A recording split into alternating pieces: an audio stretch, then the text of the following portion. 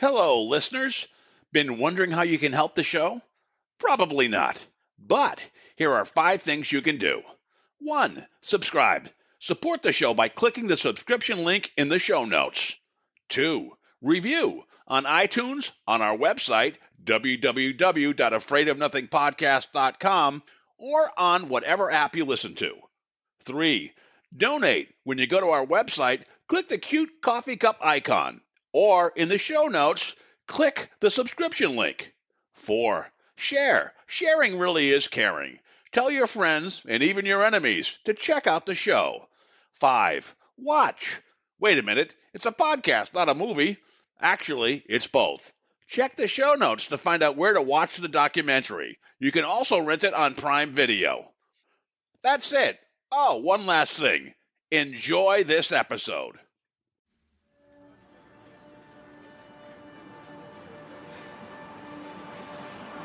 In a world where nothing is known, nothing is certain, reality is not real. Wake up! Be afraid of nothing. I'm Bob Heskey. Robert. The host with the ghost. This is my podcast, based on my paranormal documentary, Afraid of Nothing. Each episode, we talk to people who see life and the afterlife through a different lens. Join me. Who is this large man? And what's he doing in our bedroom? As we lift the veil and open our minds to see beyond our eyes lie. This is Afraid of Nothing.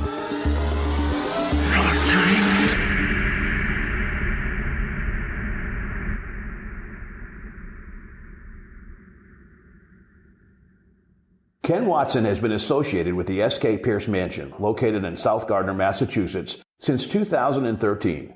When Rob and Allison Conti purchased the mansion in 2015, they hired Ken to do the majority of the interior restoration of the mansion. Over the next 4 years, Ken has meticulously restored the mansion to its former glory. In 2018, Ken was named the historical curator, and since accepting the position, has given multiple tours of the Victorian Mansion, created a museum area within the mansion, and has given lectures. With the misleading information in social media surrounding the family and the mansion, he felt compelled to give historically accurate information. After more than 2 years of research and viewing over 1,000 documents, Ken has compiled a book, which we're going to discuss today. So Ken, your book has a long title, but it covers a lot of stuff. It's called Sylvester Knowlton Pierce, Genealogy and History of the Victorian Mansion in SK Pierce Chair Factory. It was written by you. As we just mentioned, you're the historical curator, and you're the man responsible for completing the entire interior of the house. So my first question is, after restoring a mansion and being an EMT at the same time, how did you ever find time to write a book? Well, it's been a process that has taken several years. What free time I have had, I've put into exploring the history and the genealogy. It's been a long process, but it's been very enlightening. So Ken, this house, you see it a lot on the Travel Channel, and people may know it more for its haunted aspect, but it's got a great history to it too. And probably when on the haunting side, they don't really hear the real story about the SK Pierce family. Can you tell us what inspired you to write this book? Well, what inspired me was just for the public to actually understand the family more thoroughly and in detail, and, you know, to humanize the Pierces and not to look at them as a spirit that roams the home, but actually know who they were and their time that they lived, and just to really encompass all of that. Now, that's not to take away from the paranormal and what they do. I mean, this place is extremely haunted. You mentioned, by the way, as an aside, before we started, you mentioned there was a spirit in this room with us, correct? Yeah, and there still is. Did you know who it was, or? No. No? Okay. So we should all, hey, look on the side, we should say, not only are you the curator and an EMT, you and your wife Mimi, but you both have psychic abilities, and you've both had a lot of experiences. I don't know if it's really opened up to you since you've worked in this house, but you've really built kind of a kinship with the spirits that come and go here. So you talked about, SK Pierce. So ghosts are history. I've heard Jeff Belanger in another interview say that. And so I wonder if you have the same thought. And it's kind of, When the ghosts are here, they probably want their history to be shared accurately, and maybe they were speaking through you. So can you tell us kind of the backstory of the family behind the house? The book covers 9 generations from when the Pierce family came over from England, and that was in 1637. And the 5th great-grandfather was Richard Pierce. He resided in Watertown when he came over. And through the following generations, it was mainly a family that farmed until Mr. Pierce. At that point, he learned the chair factory, and everybody, pretty much knows the story of how successful he was with that, resulting in him having the financial ability to build this beautiful 21-room Victorian mansion. This is an audio podcast, so people can't we'll share links, but they don't really know the scope of this house and how much it's transformed and how beautiful it is. They will when they get the book, obviously. They will Yes. see that. I imagine you have before and after pictures in it. Give us kind of the landscape of this place. When you walked in, how big it was, how much work you had to do to renovate it. Yeah, when Rob and Allison, they purchased the home in 2015, I think little did they know what they were getting themselves into. This house was in very disrepair, very much so. And that's why it has taken so long to restore it, is because of the multiple problems that were happening in this house. When I first walked in the house, it's just a grand house. And I would encourage everyone to, if they have the chance, to come in and take a tour with us. It's just a beautiful, beautiful home. The woodwork and the detail that went into constructing this home. It's a landmark in Gardner. Yeah, and it was close to being, what do you call it? I would say within, before Rob, if he hadn't purchased, probably within the next 2 or 3 years, it probably would have been condemned most likely. Yeah, and tell us about look, in the house, a lot of houses, when I had an old house, you work on maybe the roof at the top and maybe at the bottom, the foundation. Mm-hmm. So what was the roof like when you walked into this thing? The roof had been leaking for years. And the attic had been open to the elements where the pigeons made their residence. Probably at least 30 pigeons lived up in the attic. Wow. Jeez. And what was the foundation like, the basement? What was that kind of? It's a solid foundation. Okay. Some repairs are required, but it's a solid foundation. And was the structure pretty solid? I mean, yeah. I know you had so the bones of the house were pretty good, except for the roof where you started. What about, just give us a scope? How many windows, how many doors, how many rooms? What do you have to deal with in this place? Of living space is 6,661 square feet. There's 21 rooms, and there are 75 windows, and every window is numbered. So they have a place they're supposed to be in the house. There's 58 doors and 16 closets. Did every window have like a screen window, a screen too for it? Or they had shutters back then. Shutters back then. And they did have a screen, but it was an interior sliding screen. So it depended on whether you opened the upper sash or the lower sash, where you would place the screen. And were they like rope pulleys that kind of opened and closed them? The sashes, yes. Yeah. And the system still exists. It was all repaired. It's still weight and pulley and rope. Oh. All right, let's go back to the history a little bit. So this has a grand history with the Pierces. Just take us quickly through once the Pierces left and kind of what this house evolved to, what it was. It was right near a train station, correct, in Gardner, so they did get some pretty prominent people that visited this place. Actually, I'll go back a little bit further to 1851. And that's when Mr. Pierce, Sylvester Pierce, purchased a piece of property, a previous home that stood at the site. And along with another home that was on the site and a vacant lot. And he resided in that home up until he built the mansion. And then there's some controversy of what happened to the previous house that he lived in. Some have said it was moved down the street. Others have said it was destroyed. And I have not been able to, through my research, been able to discover what happened to the house. Either or. Yeah. So, but what resulted was the mansion in any case. So. Yeah.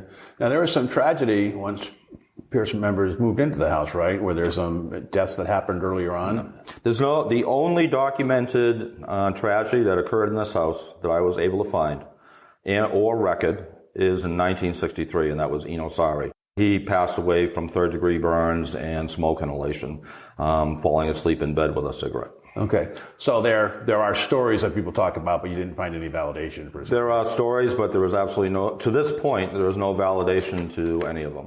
Now, what was the gentleman you mentioned that died in the fire again? What was his name? Eno Sari. Is there a chapter? And I dedicated a chapter to him. Okay, cool. All right. Yep. At that time, was it a boarding house or what was it? At that It was a rooming house. Rooming house, okay. It was never a brothel. It was never a boarding house. It actually started in 1937.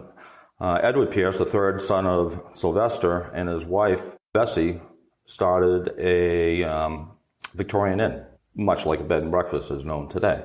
And it continued to be that until in the 50s it transitioned into, it was called Victorian Apartments, and then transitioned into a rooming house. So was the heyday of the house in the 1930s, or what do you think was the best era of this house in terms of being prosperous and at its best? Well, from the day it was built. Yeah, okay. Until probably the early 60s, and then Edward Pierce, who still continued to own the house up until 1965, he became a little hard on money. He was running short. He was in his 80s at that point. Yeah. It started to lose a little bit of its grandeur there, only because he didn't have the means to make the repairs that were necessary. Yeah, it doesn't take long for a house to lose its luster, right?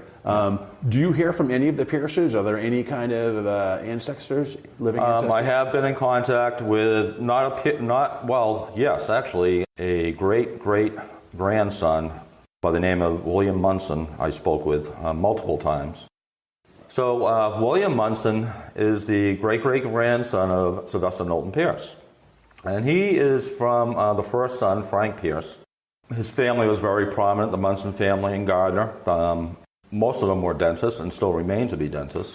And he provided me with invaluable information about that side of the family, the Frank Pierce's genealogy that runs down that way. So, has he come to this house? Has he visited? He has been here once, yes. Did he have any experience, or was it mostly just looking No, at it? he wanted to see the house. It wasn't a paranormal type visit. He just wanted to see the house. And you do actually, before this book came out, you were doing in Gardner lectures about the house and the history of the house. And that stuff. Yes. Are you still doing those, or? Well, with the COVID-19, things are pretty much on hold, but I've given 2 lectures, actually. Well, one with a genealogy group and 2 with the Gardner Museum I've given so far. Great. Now, Gardner, I mean, if I recall correctly, you can correct me, SK Pierce was the 3rd most profitable chair maker in town, right? Are there other furniture makers in this town? This was a chair manufacturing city. Okay. Furniture city. It's known as Chair City, right? There were multiple manufacturers around. So he was very prominent in the community. He sat on a number of boards for different banks in the area. He was instrumental in securing an additional line of the railroad from here to Wichita. Which is Toy City, right? Isn't it? So Gardner's known. Yeah, I think it is. I think it's known as Toy City. We're going there, actually. We're going to the Whitney Murdoch house. Can you talk about some of the famous celebrities that have come to this house, whether it be politicians or pool players or whatnot? There lies another problem I ran into during my research. It has been stated multiple times that from Barnum Bailey Circus, Mr. Bailey visited here, Calvin Coolidge, Betty Davis, Norman Rockwell, Minnesota Fats. To date, I have found absolutely no documentation that any one of those people stepped foot in this house. But what's interesting is there's a high probability that Minnesota Fats did, because he did visit Gardner. And one of the cabinet maker that did some work for us, his uncle actually, in the 1940s, racked the pool table for Minnesota Fats at Pete's Pool Hall down in Gardner Center. All right, wow. So, there's a possibility he may have, because it was a Victorian Inn back then, a bed and breakfast. So. Yeah. But I haven't been able to find any documentation to validate any of the other people to date. So was Gardner kind of just an up-and-coming mini metropolis in the days, in the heydays of this the chair, the chair mania and all the factories and this house being built? Was it kind of a very positive, strong economic little mini center in Massachusetts? Yeah, they were very strong economically, and they still had the farms around too. In renovating this house, what was probably the toughest room or the toughest area? I think I know what it might be, but what was the toughest area for you to tackle? And you're like, oh God, every day coming to work was a challenge. The toughest area to restore in this home was the 3rd floor. And the reason for that is because of all the water damage from the roof and the pigeons living in the attic. The ceiling had to be completely taken down because within this mansion we tried to save everything, including the original plaster. But that's one area we had to pull down. And pulling it down, I pulled down with it about 4 inches of pigeon dung. And all the cracks and damage and alterations that were done over the years, trying to bring it back to what it originally was, that was a challenge. Did you have to take down pretty much every wall and drywall, re-drywall? No? The only rooms that were completely redone are the bathrooms. Yeah. Every other room in this house, except for a small little sections, is original plaster that was saved. And all the ceilings, except for the third floor, are original ceilings, original plaster. How high are these ceilings? We're on the first floor right here. 11, this here is 10 feet, 9 inches. Yeah. I love houses with big, tall ceilings and a lot of space, a little claustrophobic, and you got a lot of space when you walk around this place. Give us a landscape. Just give us a quick landscape of the house when you walk in, first floor, second floor, third floor, and kind of the basement and the turret up at the top a little bit. Approaching the house, back then they would have used the side entrance. Now, some people refer to it as a servant's entrance, but it's actually documented as a side entrance. You'd walk in, there'd be a vestibule with a stairway leading to the second floor, and off to the left you'd have the kitchen. And off the kitchen there are 2 pantries. There's a cook's pantry and a butler's pantry. And the butler's pantry is just stunningly beautiful with the china cabinets that held the dishes and so on. And from there you walk into a very elegant dining room. And interesting, in the dining room, it would have been originally a round table and still exists today as a little disc in the floor that the Mr. or Mrs. would hit with their foot and would alert a servant to come and attend to him. He did have servants back then. Only 2 are documented, but I'm sure he had more than that. And from there, you walk into the main hall with a grand staircase. Off of that is a sitting room and a parlor.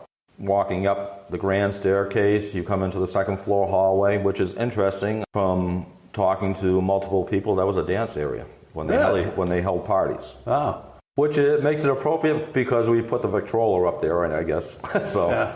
The second floor is bedrooms, would have been family bedrooms, except for 1 servant's quarters, which was for the nannies. All the other rooms were bedrooms. How many bedrooms, roughly? 5. Okay.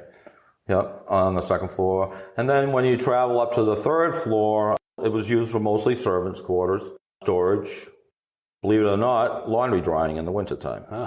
So the big room, if anyone's familiar with the third floor, the large room that holds the cistern, yep.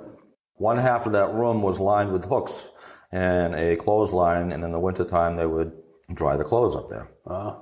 And what about at the very top? Am I correct calling it a turret, or what that kind of tower? Bell tower. Yep. Yeah. And that's a feature that is associated with the Second Empire Victorian style, which this house is. Yeah. So it had a tower that style. Sometimes it was in the middle of the house. Sometimes it was prominent in the front, like this particular house.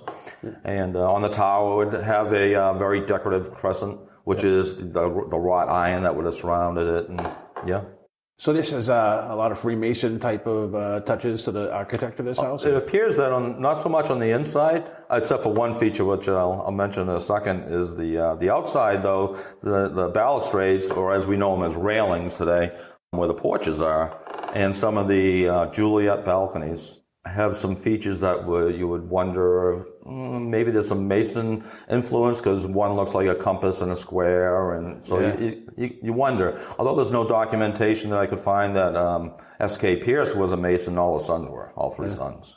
Was the front entryway, wasn't there something there? Well, on the doors that you enter, especially, it's kind of faded away on the front doors, but the side doors, there's some symbolism that's interesting there. Star, moon, infinity symbol, different symbols, what looks to be a Knights Templar cross, and so forth. What's interesting about what I was going to mention inside the house is all the rooms are numbered, the bedrooms, which Edward and Bessie did when they created the bed and breakfast. They're not in sequence. So my wife Mimi one day mapped it out and connected all the rooms, and it's in the book, it actually shows it, and when you connect all the rooms, it's an infinity symbol. Really? That's amazing. That's now, awesome. Whether that was purposely done by Edward or just per chance it ended up that way, but it's an infinity symbol. That's amazing. Yeah. You've started a mini museum in the house. Can you talk about some of your interesting findings and what's in there? Through the restoration, what I found or what wasn't going to be reincorporated in the house, I set aside. It's currently in the parlor. I set up a little room that displays all the different items. I think, to me, probably the most interesting find was in the kitchen. And it was in the wall behind the sink because we had to do some plumbing. And it was insulated with some old clothing. Most of it was destroyed by mice that lived there. It was a nest. But there were 2 pieces of clothing that I could salvage, and I put them in a shadow box. And one is a men's shirt, and it was labeled and so forth, so I was able to do research and find a history on it. And the other, and it's from the 1800s, early 1900s. And the other one is a little veil that a woman would wear from shoulder to shoulder on her Victorian dress. That was a pretty interesting find. Yeah, it's really taking shape to be a lot of cool stuff in there, actually. And did you find a well or something recently or a while ago? Yeah, recently, it's not recent, actually. It's been almost a year. I was doing some yard work, and I was pulling up some stump, and I had to move an item, a huge rock, and behold, was a well underneath the rock. Wow. And the previous owners, Edwin, and Lillian, didn't even know of this. Do you think that was from the house that was before this one that was here? Or Very well could have been. Okay, yeah. Because it was. Okay. What's interesting about the well is it's mostly filled in, but you can look down 16 feet. But there's a lead pipe that comes up from the well and goes into the basement of the house. Okay. So they obviously used the well water and had it pumped into the house for use. Huh.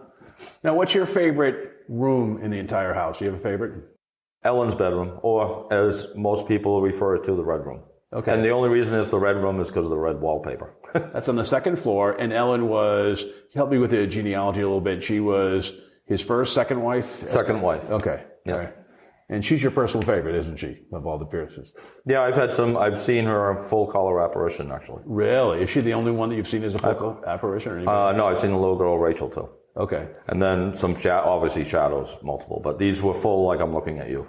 Okay. So is there like a core group of, we're going to go into paranormal in just a minute, is there a core group of like, if this was a TV series, the Victorian Mansion, and the core cast is, Eleanor's, SK Pierce, Rachel, are there like 4 or 5 spirits that you encounter frequently and the other are more transitional, or? Yeah, it would be the Pierces, it would be their TV show. Okay. And with a supporting cast. So name the 4 or 5 Pierces that you've come in contact with. Well, Sylvester Pierce, yeah, we believe is one of the spirits. Ellen Pierce, the second wife. Rachel Pierce, the little girl, who is the third son, Edward's daughter. Edward Pierce. Uh-huh.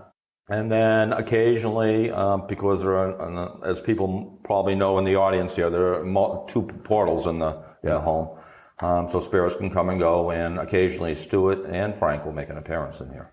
And what about, is there a boy Gordon? Was there a boy Gordon? There's a boy who we know by the name of Gordon. We're not really sure. Okay. And it's theorized just through investigating. I mean, multiple psychic mediums picking up the same thing, not being with each other, that he most likely drowned. Now, whether it happened in the cistern, what some people say, or there's a pond, a stone throw from the back of the house that the Pierces owned right up to the pond at one point. Did it happen there? Do you know? I was when I was searching for a house, I bought a house in the town next over. How's that for fate? I met you guys a couple of years ago. We did a movie and all that good stuff, and we've been together on a couple other occasions. One of the realtors was saying, "Yeah, that's a great house, man. I never went in there. I remember seeing a kid one time up in the window, and more than one person has told me that. Which? That would be Gordon. That would be Gordon. Okay, yeah. And there is another child that comes and goes from this house. And his name is Peter Sinclair, and he's responded to that. If you're doing paranormal investigations, he may make an appearance, and he'll respond to his name. And he was another 9-year-old that was struck and killed in front of this house. I believe it was 1908 by a motor vehicle while he was riding his bike. And Rachel Pierce, I think she was 2 years older, roughly. Is it documented what she died from? I know it was gastroenteritis.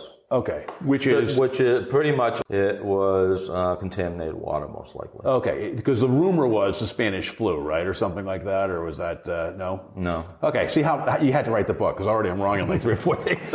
It's a hearsay. Okay, it's going to set the record straight. We've already started talking about the paranormal, but in the book, you neither confirm nor refute, the haunted happenings here. I don't, in the book, I don't even talk about the paranormal. That's not the place. It was more for the historical aspect of the house, the family, the factory, the truth behind. Yeah. And I'm not disputing, and I'm not advocating any paranormal. Yeah. But looking at you in the eye, you've had irrefutable experiences here, you would think, right? Oh, anything that could happen has happened to me in this house. Yeah, so you, Mimi, your wife, we're going to talk about her as well. And so, yeah, you mind talking a little about, some of your experiences, Mimi's as well, who helped you with the restoration, and Marion Luama, who's the manager of the SK Pierce, just like 2 or 3 that kind of scream out at you. Where should I begin? The safe, the table tipping? Well, I mean, the one that really stands out for me is because I was here so much, and I live in Beverly, Mass, so it was quite a travel. If I was going to be here the next day, I would just stay here. And multiple times I just stay here by myself. Yeah. Nothing ever scared me in here. I haven't seen anything evil, and there is nothing evil in this house. But I was sleeping, as I normally did, in Ellen's bedroom, on the bed. And I don't know what time it was, but all of a sudden the mattress bounced. As if somebody was jumping onto the mattress. Yeah. And then I felt a very solid pressure on my back. And that lasted probably at least 20 to 30 seconds. And my eyes were wide open, and although I wasn't really scared, I was like, well, this has never happened, but I was not going to roll over to see who it was either. And that one really stands out to me. Definitely. Did you think that was Ellen, or who did you think? I don't know who it was. Okay. All right. Although Mimi says it was probably Ellen trying to snuggle with me or do whatever. Spoon with you. I think Mimi was jealous. Okay. And not to speak for Mimi, who's actually taken my kids for a little tour around the house while we do that. Very nice of her. Anything that she's kind of mentioned that you were with her or that she's experienced without you? Back when Edwin and Lillian owned the house, we stayed again in Ellen's room. We were the only ones in the house. And we had a fan on. It was a summer day. It was hot. As everybody knows, it can get tremendously hot in here. And I put out my digital recorder in the hallway, and we went off to bed. We did not get any sleep. Between footsteps, doors shutting, being touched, having our feet poked, the fan actually just turned off on its own. The next day, when I was reviewing the EVPs, there was only one. Within the first 5 minutes, there was a woman's voice that said, "Wake them up." Wow. Oh, my God. And Marion. So, Marion, let's talk about, so you and Mimi are here mostly she's working with you on the restoration, correct? And then Marion was involved, too, as the manager, kind of the PR. Yeah, she's the manager of the home. So what are some of, let's explain, who are the people that you mentioned, Edwin and, the Connecticut. Lillian? Yeah. Can you our audience may not have heard of the prior episode. Can you just mention the prior owners and let's talk about how you first met this house before you even started working on it and the prior owners. So 2013, my sisters were hooked up with a paranormal group, actually Joni Mahan. And I think probably a lot of your listeners may know her. She's an incredible author. Yeah. She wrote multiple books and one about the mansion. It was her paranormal group that was open to the public. So my sisters signed up and they said, "Hey, why don't you come with us?" And we said, "Yeah, why not?" And that was our first experience. And it did not disappoint that night. Really? And then we developed a friendship with those owners, Edwin and Lillian. We developed a friendship, which we still have today. I just spoke to Edwin this week. So, and then it just developed into where it is today, So Joni Mahan's book is about Edwin and Lillian, right? Yeah, Bones in the Basement. It's a little bit about them and the paranormal that surrounds the home. Yeah. It's a very good book. Do they, after, your experiences here, because they were kind of driven out of the house or they were kind of frightened out of the house, maybe, correct me if I'm wrong, there was an event which kind of catapulted them leaving. There were a couple things why they ended up not living in the house anymore. Yeah. The main reason wasn't so much the spirits, although it did make them nervous, but initially it was incredibly hot in the summertime. And in the wintertime, they lived out of 2 rooms because you couldn't heat it. Yeah. And they had 2 pellet stoves, and one was in the kitchen and one was in the office, and those are the 2 places they pretty much lived. Yeah. So, and it was just not cost effective to keep the furnace. It literally would run 24 hours a day. Yeah. How long did they live here for? About a year. They actually lived full time in the house. I think it's a year and a half. I think it was. Okay. But they own the home from 2008 till 2015. Okay. Have any spirits ever followed you home, you and Mimi home, when you didn't sleep here and you drove back to Beverly? Any time you had to say? I've had car passengers that I haven't been able to see. Okay, all right.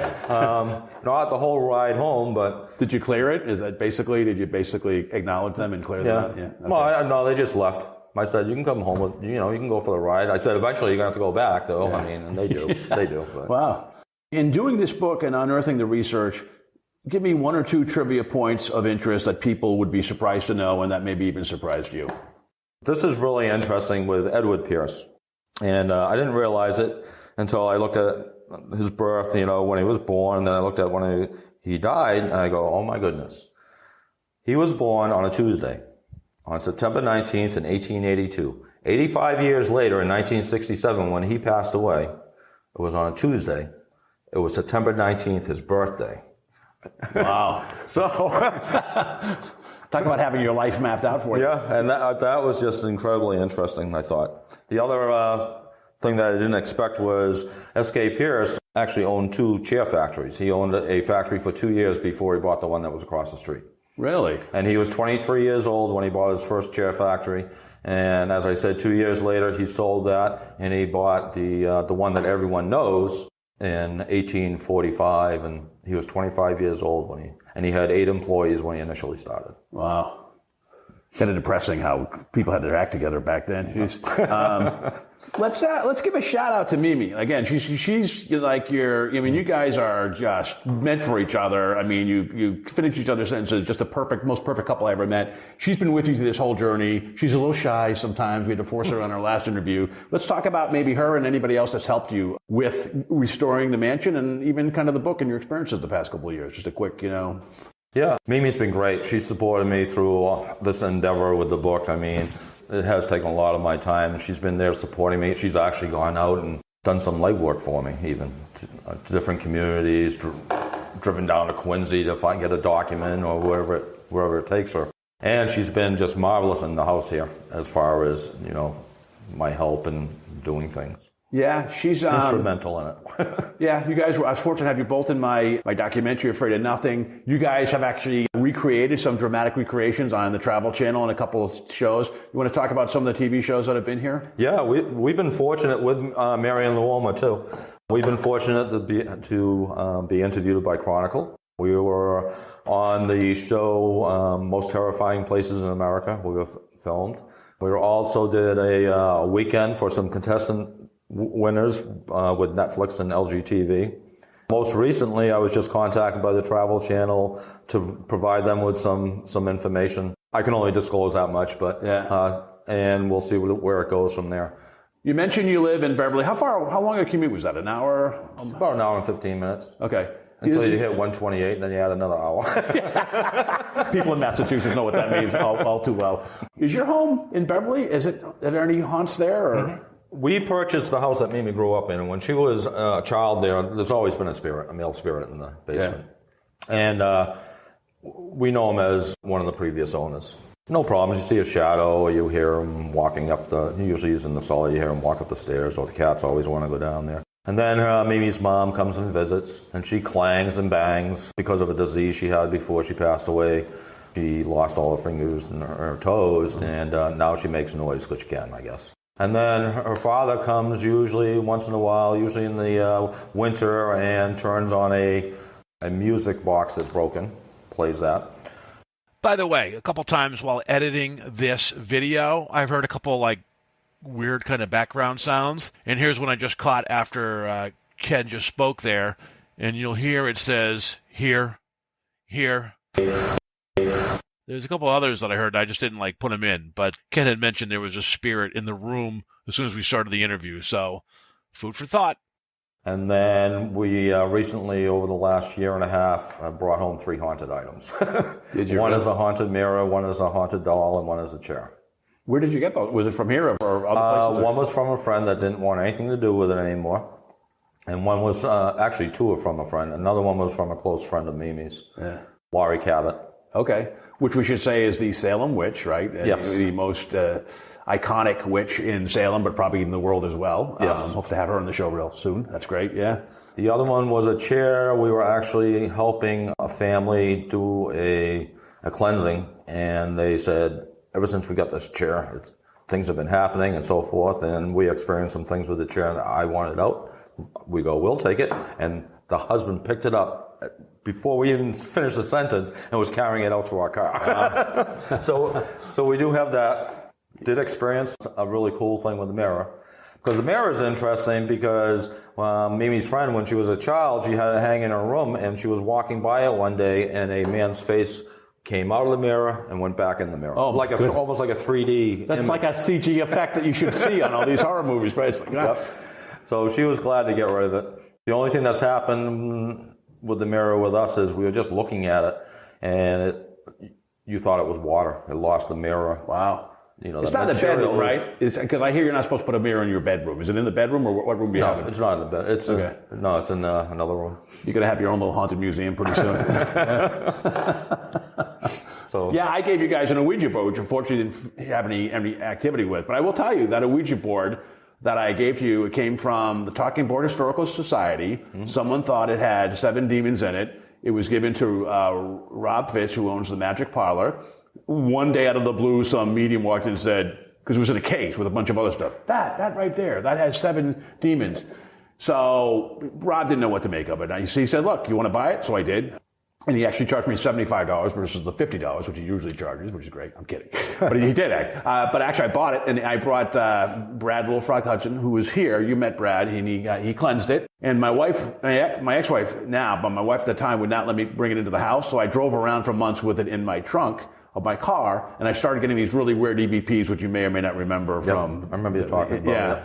And then I said, I got to get rid of this. I can't bring it in the house. Can't keep my car. I want to shut off these EVPs that I'm getting that are coming through the AM radio. And you guys took it. And fortunately, you guys have had no experiences with it, which is good. we put it in with the 3 other Ouija boards we have. Yeah. What do you think of Ouija boards? Do you like They're them? perfectly safe if you know how to use them. Okay. The problem is you have to go through. It's not really a ritual, but you have to know how to protect yourself, cleanse areas, and do it for the right reasons. It's not a game. Yeah. As with Mimi and I do table tipping, and we've had some incredible experiences in the mansion with the previous owners too, with validation of communicating. So it's a physical means of mediumship.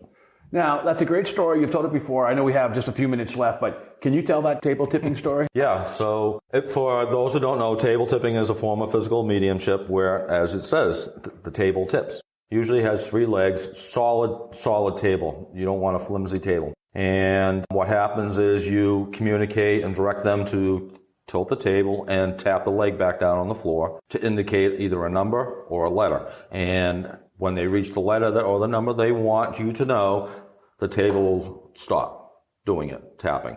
So multiple times we did it in the mansion. We were with Edwin and Lillian, and Marion was here, and Mimi and I.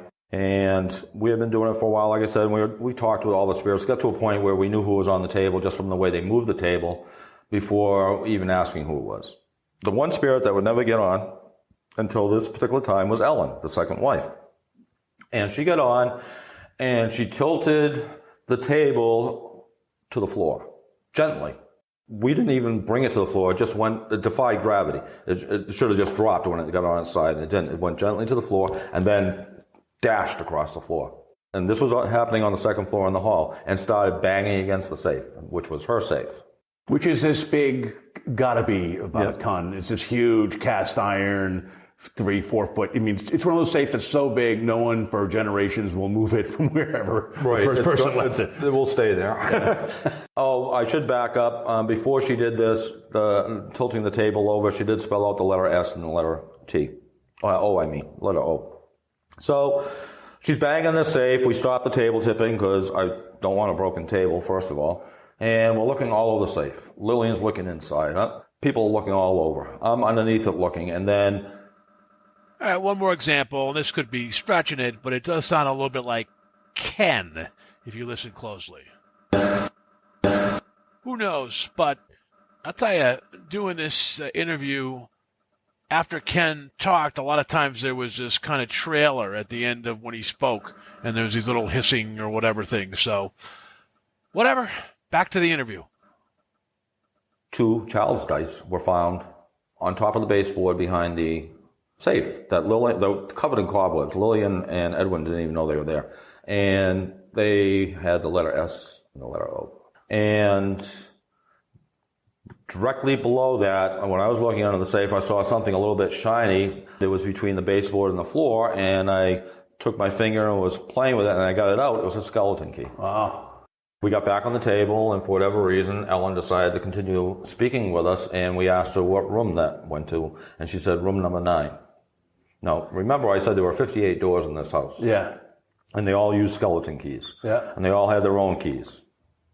We went up, and number 9 is the billiards room on the 3rd floor. Yep. It fit it perfectly.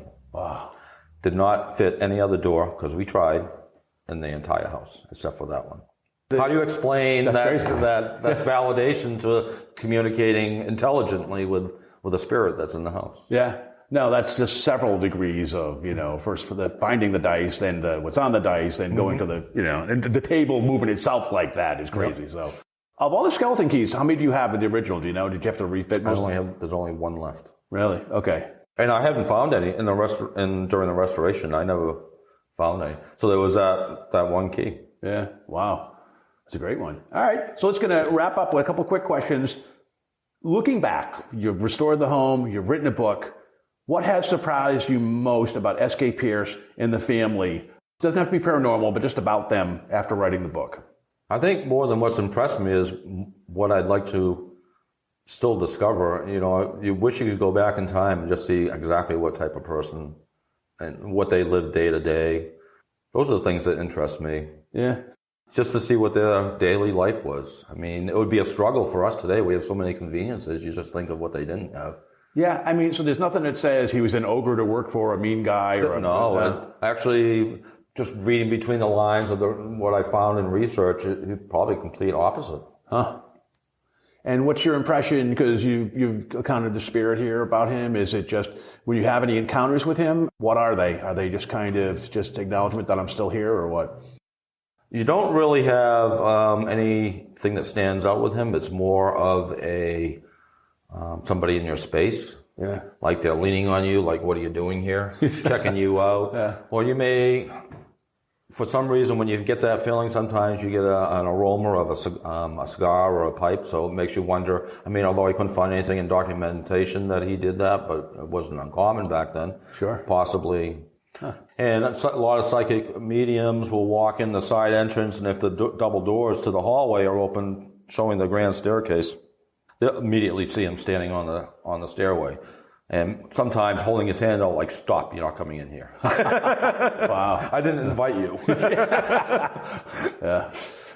I think there's another book in you. I'm so impressed you wrote a book. That's one thing. I've made movies. I've done, comic books and graphic novels.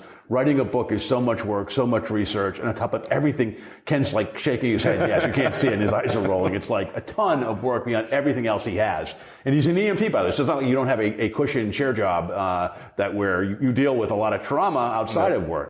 So, yeah, kudos to you. I just feel there should be, after this one, which I'm going to encourage everybody to buy, and we're going to share where they can get that shortly. You're already back ordered. You did an initial purchase, and you're already back ordered. And I think once you get these in, they're going to be back ordered again, too.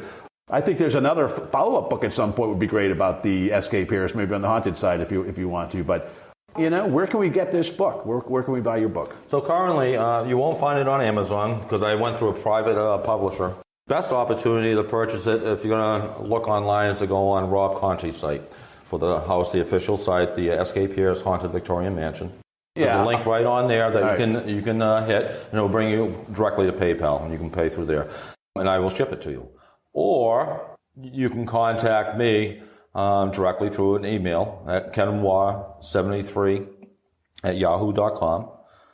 Or next week, you can come and have a copy signed, because I'm having a book signing directly across the street from the mansion at the South Gardner Hotel on Saturday and Sunday, the 10th and the 11th, from noontime till 3. Okay, October 10th and 11th in Gardner. Try to get this podcast out before then. Yeah, I will put in the show notes. So I encourage everybody, after listening to this, go to the show notes. I'll have your email. I'll have the website that you just talked about, how to get the book. I really encourage them. You're not going to get a better, more deeper insight into what's it like to a building like this than you, other than SK Pierce, I guess, who's not here. So I encourage everybody, if you really want the inside track of what a great, venerable, historic building that also has a great historic side and is very famous, get it, do it. I definitely recommend it. It's going to be great. I bought it. And if they get it from you, they can get it autographed, right? Yeah, absolutely. Beautiful. All right. Cool. And my last question, what's next for you? I mean, you've done a lot in your life, and you've done a lot in the past 4 or 5 years. Do you take it easy, or are you going to do something else? Well, I'm going to continue to be here, at least, Rob and Allison, current owners, still be doing the tours and overseeing what events may take place here in the future, and probably doing more historical research. That's in my blood. But my next project is actually putting a photo book together for Rob and Allison of the restoration, so they have some books that they can remember the place. Coffee table book. Yeah, you guys have some amazing photos. I know Mimi posted a lot on Facebook. Yeah, I know. I have about 3,000 photos I have to go through. It's amazing. Yeah, just throw it all in a big book. It's great. Well, Ken, thank you so much again. You're now an alumni. You've been on 2 shows, which is great. Only a few people have done that so far. And again, we ask people to check the show notes, buy the book, support a great guy in a really wonderful building. Thanks again. Really appreciate it. Thank you for having me on. I enjoyed it.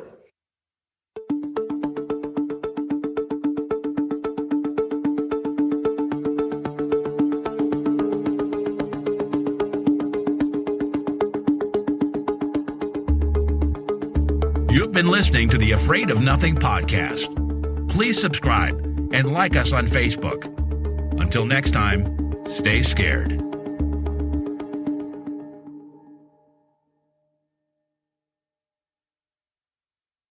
Hey, you're still here? Great. Then why not listen to another episode? Visit afraidofnothingpodcast.com to peruse all the shows. That's afraidofnothingpodcast.com. And while you're there, click the coffee cup icon to buy me a coffee and leave a review. I'll give you a shout-out in an upcoming episode, and the world will know how swell you are.